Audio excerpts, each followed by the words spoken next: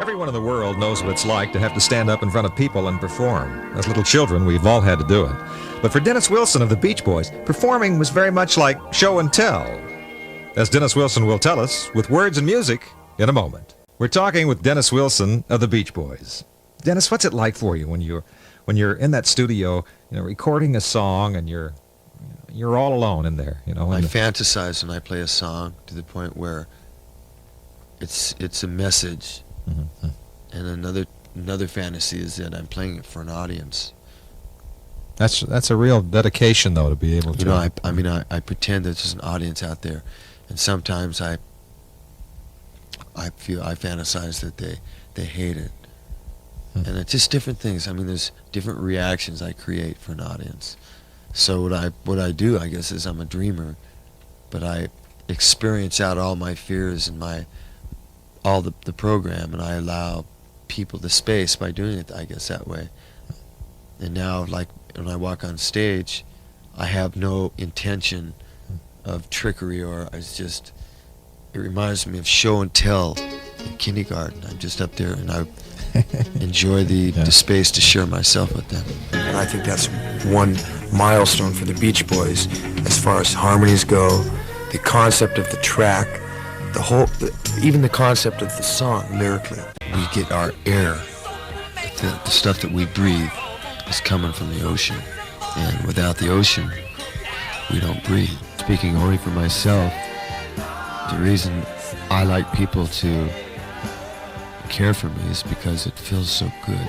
Wouldn't it be nice if everybody allowed everybody the space to be themselves without making judgments, and everybody had the grace of forgiveness? Speaking personally, wouldn't it be nice if Dennis Wilson could overcome some of the things in his life that waste very precious life? That was a move that changed musically, Brian, with you. Brian actually, while the Beach Boys were on the road, recorded over half of the album at home with musicians in town.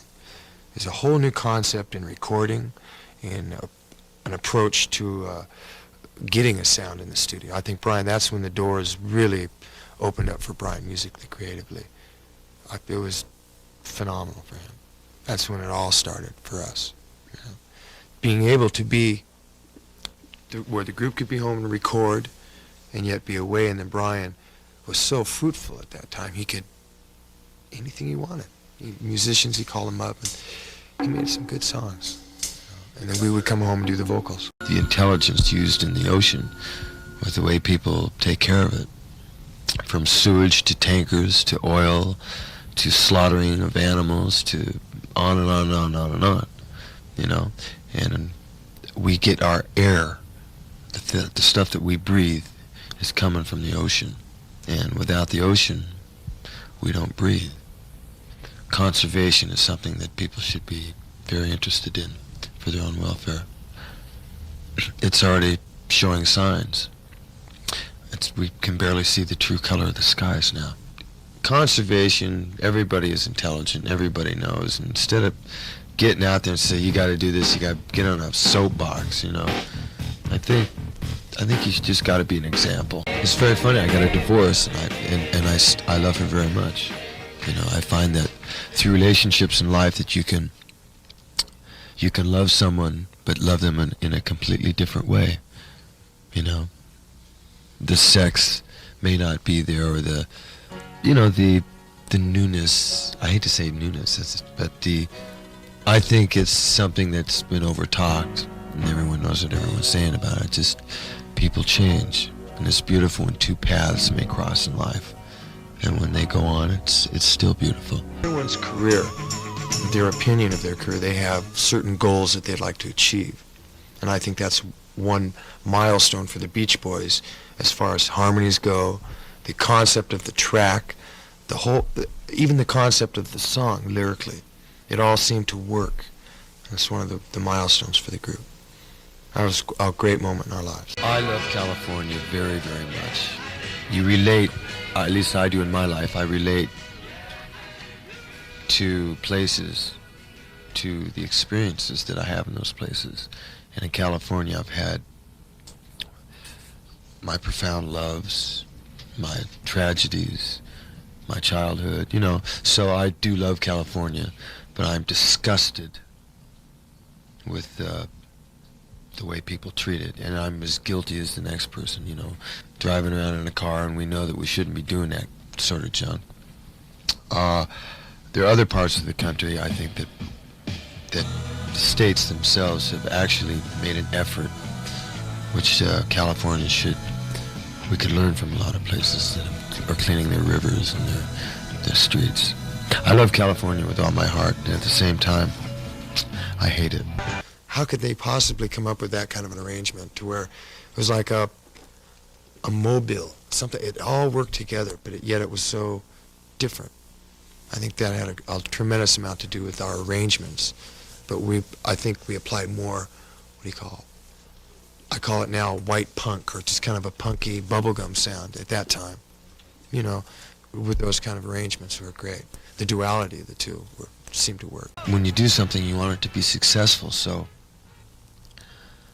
I feel myself constantly wanting to be successful, and then you have moments of, oh no, what if people don't like it? I just hope people enjoy it. You know, a lot of people don't want to say they want to be great, or they don't want to do better, you know, but it's good to want to do better and think about it. Speaking only for myself, the reason I like people to care for me is because it feels so good, and I love the feeling behind it. Comes through with an autograph or a handshake, or, you know, how about drive down the street in your car and hearing one of your songs on the radio? It's so much fun. I wish everybody in the world could experience that. You know what I like to do? I'd like to invent a toy for everyone that could go home. Like, you know, they buy their stereos, you know, but why can't you build a recording studio for everyone that could put in their home and just find out what it's like to make their own music? You know, to create something. It's very important to be creative in life, you know, because television is eliminating the book and people aren't flexing. It's like in the early days, if we'll take the Bach and the Beethovens and the Wagners, who were very popular, but to survive in those days as just a human being, you had to be a carpenter, you had to work with metal, you had to know how to put the house, you know, you had to think more and read more and do more. And so the music at that time was more involved. There's more moving parts. So it shows to me today that music is very simple today compared to then.